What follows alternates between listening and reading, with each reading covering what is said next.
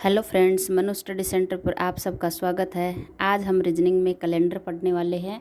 बहुत ही शानदार टॉपिक है और बहुत ही ट्रिक्स के साथ पढ़ाऊंगी। तो अगर आपने मेरे वीडियो को लाइक नहीं किया तो लाइक कर दीजिए, और चैनल पर नए हो तो चैनल को सब्सक्राइब करके बेल आइकन पे क्लिक करके ऑल पे क्लिक कीजिए, ताकि मेरे नए आने वाले वीडियो की नोटिफिकेशंस आपको मिलती रहें। तो स्टार्ट करते हैं। इंट्रोडक्शन है कैलेंडर का। कैलेंडर प्रोप ग्रेगरी नामक वैज्ञानिक ने बनाया था, इसलिए कैलेंडर को ग्रेगरियन कैलेंडर भी बोलते हैं। एक वर्ष में 365 दिन 6 घंटे लगभग होते हैं। फिर वर्ष या ईयर दो तरह के होते हैं। एक तो साधारण वर्ष होता है, एक अधिवर्ष होता है। साधारण वर्ष को नॉर्मल ईयर बोलते हैं, अधिवर्ष को लीप ईयर बोलते हैं। तो नॉर्मल ईयर के अंतर्गत एक वर्ष में 365 दिन होते हैं और लीप वर्ष में 366 दिन होते हैं। फरवरी है वो नॉर्मल ईयर में 28 दिन की होती है और लीप ईयर में 29 दिन की होती है।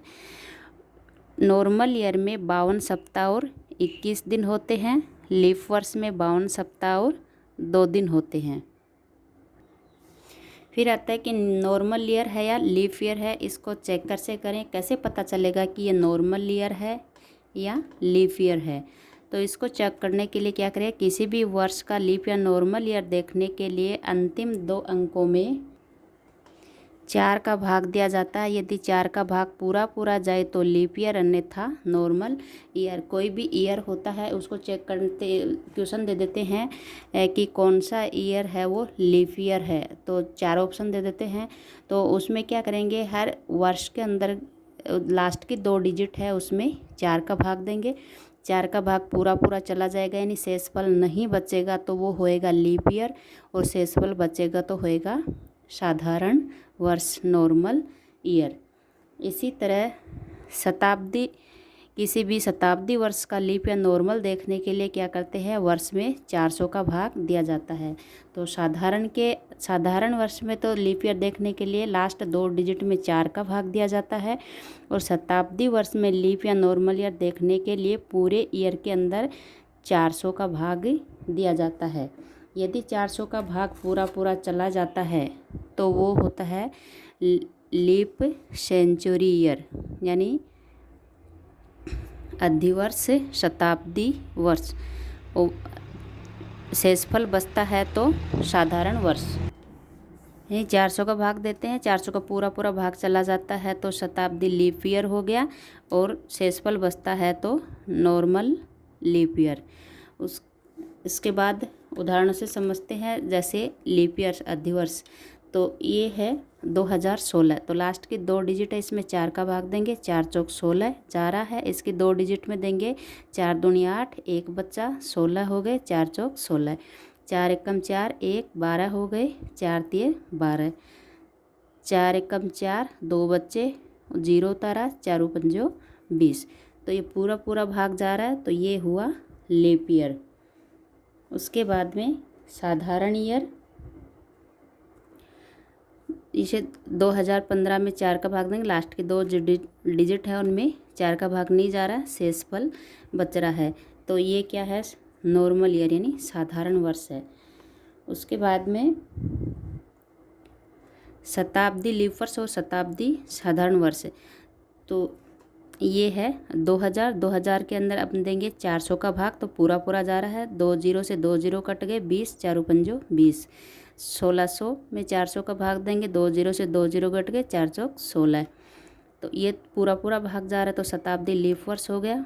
उसके बाद है शताब्दी साधारण वर्ष, तो ये है 1700 भाग देंगे 400 का, 2 जीरो से 2 जीरो कट गए, 4 का भाग देंगे, पूरा पूरा नहीं जा रहा है, एक शेषफल बच रहा है, इसमें देंगे तो 4 ती 12, 2 जीरो से 0 जीरो कट गए, और 3 शेषफल बच रहा है, तो इसमें शेषफल बच रहा है, तो ये साधारण शताब्दी वर्ष है, और शेषफल नहीं बच रहा वो तो शताब्दी लीप वर्ष है।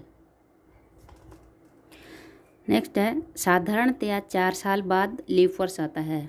जनरली 4 साल बाद लीप वर्ष आता है, लेकिन प्रत्येक 4 साल बाद लीप वर्ष नहीं आता है। प्रत्येक 4 साल बाद यानी कि हर 4 साल बाद लीप वर्ष नहीं आता, कभी कभी 8 साल बाद भी लीप वर्ष आता है। तो जनरली ये माना जाता है कि 4 साल बाद लीप वर्ष आता है, लेकिन प्रत्येक 4 साल बाद लीप वर्ष नहीं आता है, उसको चेक करना पड़ता है। तो एक क्वेश्चन है, रिद्धि 29 फरवरी 1896 को पैदा हुई, वह अपना पहला जन्मदिन कब मनाएगी? 29 फरवरी है, 29 फरवरी तो क्या है, ये लीप वर्ष है। 1896 में 4 जोड़ेंगे तो होएगा, ऑप्शन ये दिए गए 1900। अब 1900 में 4 का भाग नहीं जा रहा है, ये तो सेंचुरी साधारण वर्ष है, लीप वर्ष नहीं है।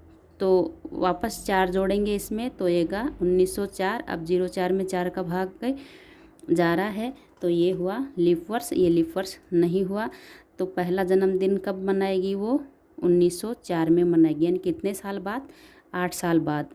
इसलिए प्रत्येक 4 साल बाद लीप वर्ष नहीं होता, कभी कभी 8 साल बाद भी होता है। दूसरा क्वेश्चन है, यदि किसी व्यक्ति का जन्म 1964 के फरवरी महीने के अंतिम दिन हुआ तो मार्च 2012 तक वह कितनी बार जन्मदिन मनाएगा? तो अब इसमें देखेंगे फरवरी महीने के अंतिम दिन, अब फरवरी नहीं दे रखा है इसमें, तो इसको ईयर को चेक करेंगे ये पहले कि लीप ईयर है या नॉर्मल ईयर है। तो 64 में भाग देंगे 4 का, तो 4 एकम 4, 2 बच्चे 24, 6 चौक 24 पूरा पूरा जा रहा है। तो ये क्या है, एक लीप ईयर है, यानी फरवरी 29 दिन की है, लास्ट दिन यानी 29 तारीख। तो 29 तारीख से 64 से लेके 2012 तक, तो लीप ईयर से निकालना पड़ेगा इसको। तो टोटल हो गए इसमें 48 ईयर हो गए। अब 48 लीप ईयर, ये नॉर्मल ईयर आ गए, टोटल ईयर आ गए। अब टोटल ईयर के अंदर लीप ईयर है तो अब क्या करेंगे, 4 का भाग देंगे तो 12 बार अपना जन्मदिन मनाएगा। यानी पहले टोटल ईयर निकाल लेंगे, 64 से 12 तक 48 साल हो गए। 48 में नॉर्मल ईयर है इसलिए टोटल ईयर में देंगे 4 का भाग तो आया 12, तो 12 बार वो 2012 तक अपना जन्मदिन मनाएगा।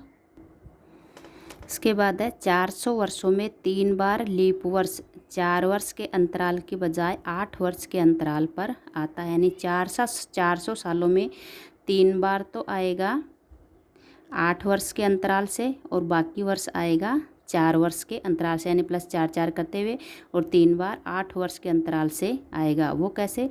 जैसे इस तरह से 1896 अभी देखा था तो उसमें 4 जोड़े तो 1900, तो ये साधारण वर्ष हुआ, तो फिर 4 जोड़े तो ये, तो जैसे इसमें हो गए 8 साल का गैप। इसी तरह से 400 वर्षों में क्या होएगा, 3 बार ऐसी सिचुएशन आएगी।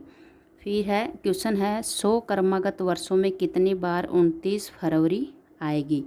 तो 100 कर्मागत वर्षों में, तो इसमें 4 का भाग देंगे टोटल वर्षों में तो आएगा 4 दूनी 8, 2 0, 4 पंजो 20, तो 25 आ रहा है। अब इसमें क्या होता है, ये वाला 400 वर्षों में जैसे 3 बार वाला लॉजिक बैठता है, तो 100 कर्मागत वर्षों में जैसे उत्तर 25 आता है यहाँ पे, तो 25 नहीं लिख के, या तो ऑप्शन पे डिपेंड करेगा इसमें, अगर 24 या 25 दिया गया हो और 25 दिया गया हो तो इसमें ये वाला ऑप्शन करेंगे, और एक ऑप्शन में जैसे 25 दे दिया, एक में 24 दे दिया, तो उस कंडीशन में क्या करेंगे, 24 करेंगे।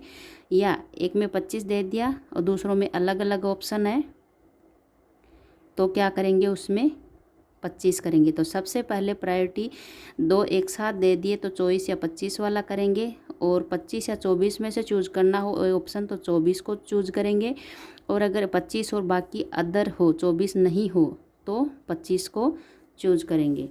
उसके बाद है 400 कर्मागत वर्षों में कितनी बार 29 फरवरी आएगी? तो 100 में कितनी आ रही है, 24 या 25, तो 400 में तो 4 से मल्टीप्लाई कर देंगे इसको तो 96 आ रहा है। अब इसमें भी या तो 96 या 97, तो अब इसमें देखेंगे तो 97 ऑप्शन है तो 97 करेक्ट होएगा, 96 होता तो 96 होता, दोनों एक साथ होते तो ये वाला होता। तो सबसे पहली प्रायोरिटी दी जाएगी, अगर दोनों एक साथ हो तो उनको वो ऑप्शन चूज करना पड़ेगा। 96 97 अलग अलग हो तो 96 को चूज करना पड़ेगा, और अगर दूसरे ऑप्शन अदर हो और ये 97 हो तो 97 को चूज करना पड़ेगा।